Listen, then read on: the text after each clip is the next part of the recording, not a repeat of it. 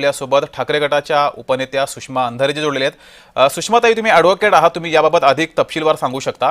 Police आता या ठिकाणी पोहोचलेले आहेत लीलावती रुग्णालयामध्ये। आता इथून पुढची नेमकी प्रोसेस कशी असेल? पोलीस आता जर पोहोचलेले असतील तर पोलीस अरेस्ट करूच शकतात ना। आणि समजा आपण असं गृहीत धरू की माणिकराव कोकट यांचं बाबा त्यांना बीपीचा त्रास आहे किंवा अजून कुठलाही त्रास आहे, तर तसा जरी त्रास असेल तरी सुद्धा मेडिकल अरेस्ट ते दाखवूच शकतात। मेडिकल ती अरेस्ट असेल, परंतु तिथे ती मेडिकल अरेस्ट असेल म्हणजे 2 कॉन्स्टेबल त्यांच्यासोबत बसून राहतील, त्यांना ताब्यात घेतले असं ते पेपरवर दाखवलं जाईल। जी, मात्र सुषमाताई, सगळ्यांमध्ये इच्छाशक्ती अटक वॉरंट बजावलेलं आहे तरी सुद्धा त्यांना अटक होत नाहीये, त्यांची आमदारकी अद्यापही काढून घेतली नाहीये, याबद्दल काय सांगाल?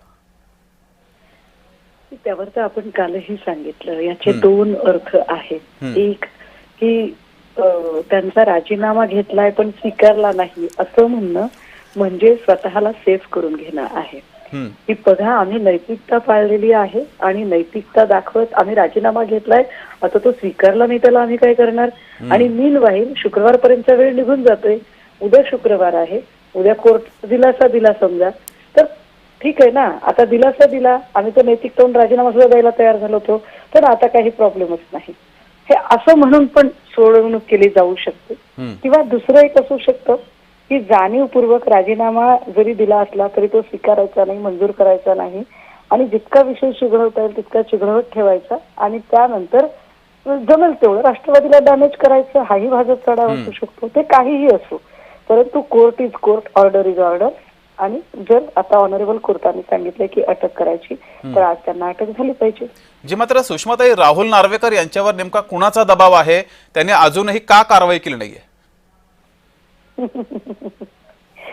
अहो, राहुल नार्वेकरांचं काय म्हणजे हा प्रश्न आहे का साहेब, असं काय करता?